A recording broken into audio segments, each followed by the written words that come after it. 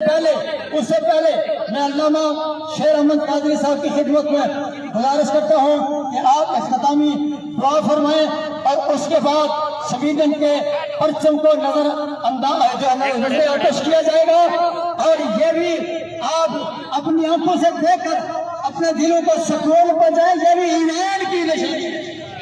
بسم اللہ الرحمن الرحیم، اللہم ربنا تقبل منا انك انت السميع العليم وتب علينا انك انت التواب الرحیم۔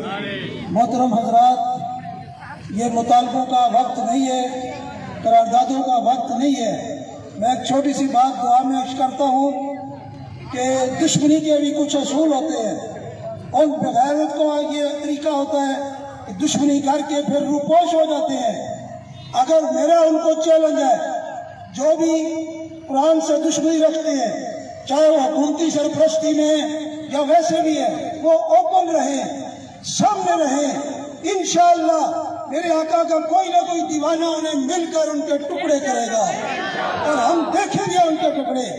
اور اگر وہ سامنے نہیں آتے، روپوش ہوتے ہیں، تو پھر میں یہ ان کو چیلنج کرتا ہوں کہ جو ان کو اللہ کی طرف سے ذلت ہوگی وہ لوگوں کے سامنے لائیں تاکہ پتہ چلے وہ کیسے ذلیل ہے۔